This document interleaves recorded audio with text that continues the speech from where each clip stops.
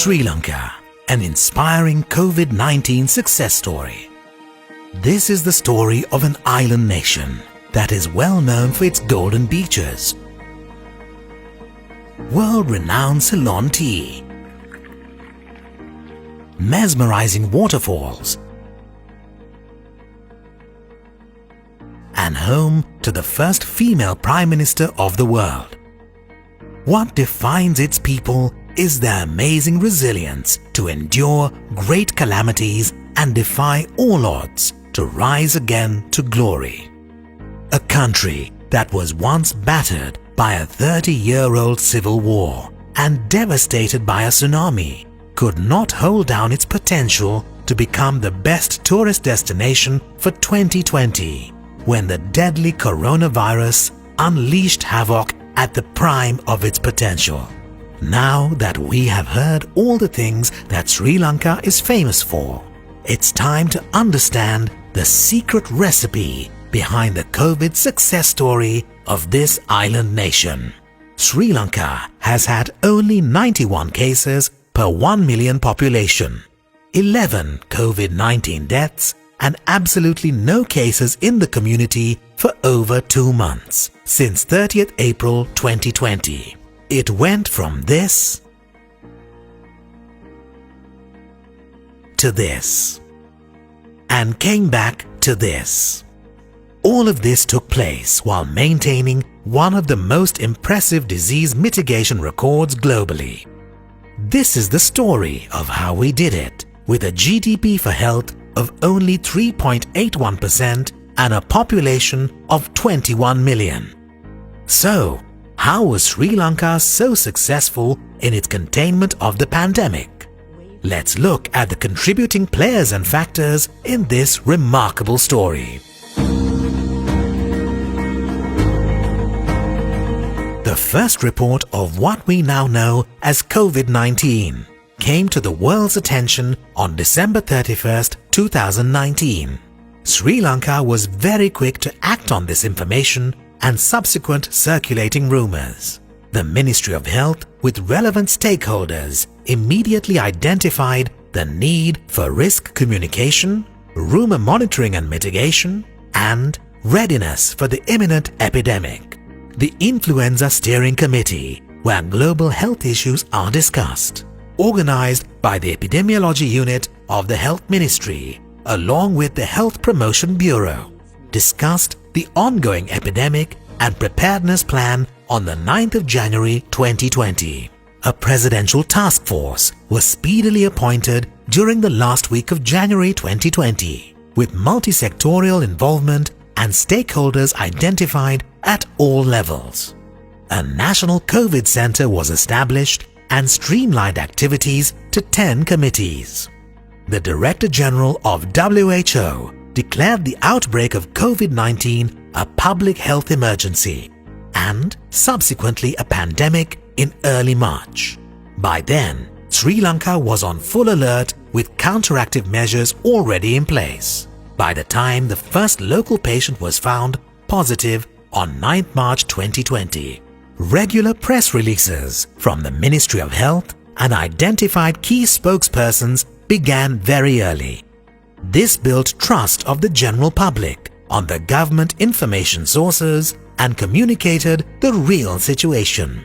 Early emergency preparedness with strong political commitment and support by health, Triforces and the media went a long way in Sri Lanka's favor in winning the battle against COVID-19.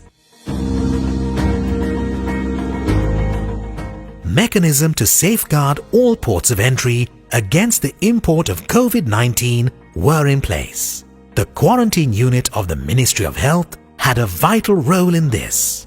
The information was disseminated in all 3 local languages and in Chinese, as the epicenter of the disease was China, with many Chinese arriving in Sri Lanka for tourism and employment. A surveillance system and contact tracing mechanism was established, linking ports of entries, the Epidemiology Unit of the Ministry of Health, and provincial health authorities.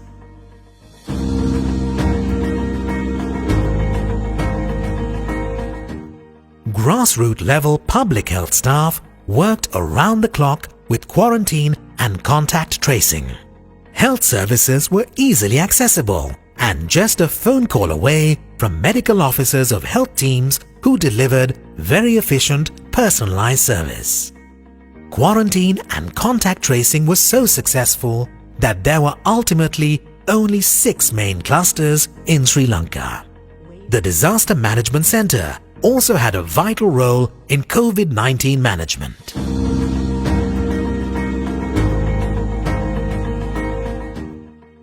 A very strong quarantine and contact tracing mechanism was a prime factor in our success story.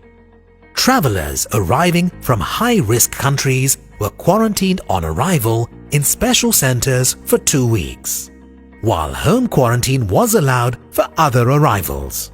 But as the epidemic reached pandemic heights, with borders closing globally, all arrivals were immediately taken to special quarantine centers. Services were provided completely free of charge to those in quarantine centers, with gratifying hospitality and humanity shown. The numbers of quarantine centers and persons quarantined increased, with momentum being kept up by health staff and Triforces.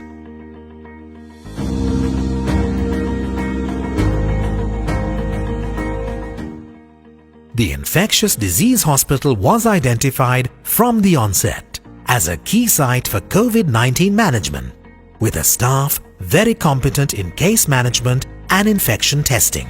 Hospital staff also communicated over media the necessity of the general public staying at home. 16 other hospitals were also initially identified for COVID management and strengthened rapidly with speedy expansion of the hospital network. Hospitals from each district were in early readiness to prevent overwhelming of the health system, even before the first local COVID case was reported in Sri Lanka. Triage for fever patients was done at hospitals in all districts.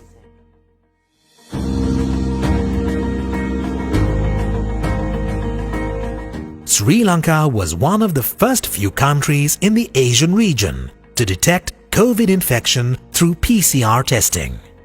The capacity was established within the country at the Medical Research Institution and greatly scaled up to provincial level subsequently.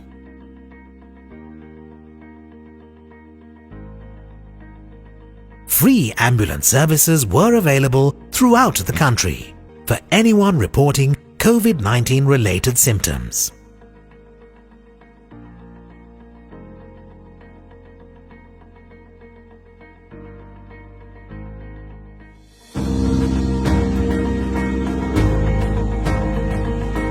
Massive media support was vital to information flow, destigmatization and myth-busting, with time worth millions of rupees for advertisements to control and prevent COVID-19 donated generously. Even songs were written, which were very popular and effective.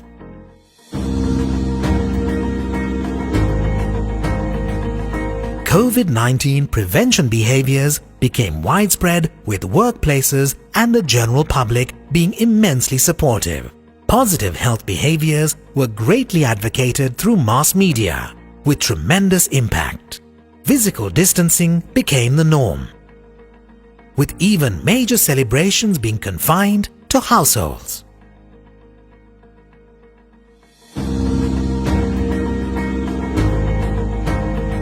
Further aided adoption of good practices with an evidence base. Support and aid were obtained from the World Health Organization, UNICEF, the Government of Australia, the United States Department of Defense, the Embassy of the Republic of Korea in Sri Lanka, etc. The Ministry of Foreign Relations got on board with the other sectors at the initial stage in self-facing this multifaceted challenge. The Foreign Ministry took the direct responsibility to look after the welfare of the overseas Sri Lankans and establish links with the relevant foreign embassies. The ministry has been looking into the needs of the diplomatic and expatriate community residing in and visiting Sri Lanka.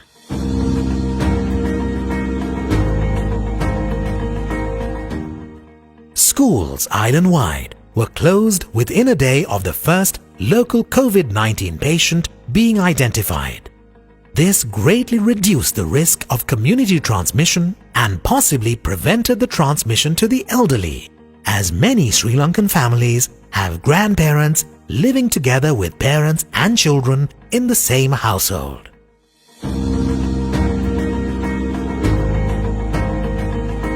Work from home was encouraged across all sectors, with flexible working hours, rosters, and minimum staff. The government rapidly mandated work from home.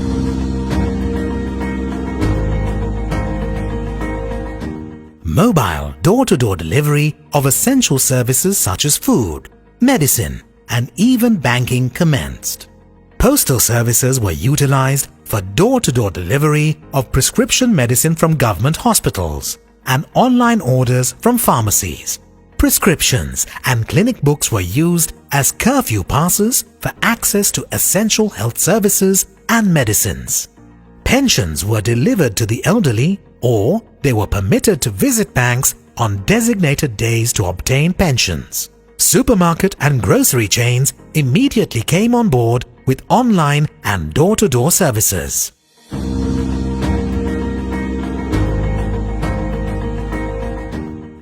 Agricultural work was allowed during lockdown, and rice mill owners' work declared an essential service. Home gardening and cultivation projects were encouraged by the government to help alleviate future possible food shortages and insecurities. Daily wage earners and other vulnerable households were provided with social welfare payments to tide over the crisis. Many organizations and volunteers got together to give food relief and essential item packages to vulnerable families. Support of divisional secretaries was immensely valuable in the process.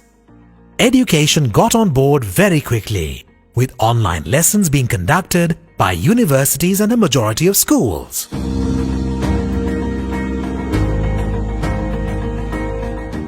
Provision of PPE and other protective measures which were dire needs was supported innovatively by the general public. The most powerful force of all the people of Sri Lanka was the biggest asset that changed the tide on this pandemic. There are vulnerable people with limited reserves for survival, but they never fought over the supply of essential commodities. There is no better testimony of the hospitality of the islanders than the thank you notes and videos of the tourists who were stranded in Sri Lanka due to the rapid closure of borders in their home countries. They showed the world that humanity will prevail even in the absence of financial incentives, and sets an example of rising above materialistic gain in a time of global crisis. So, we may say that our remarkable journey to success was founded on free health, free education, high literacy, a strong public health system, a supportive government, and of course, our renowned hospitality.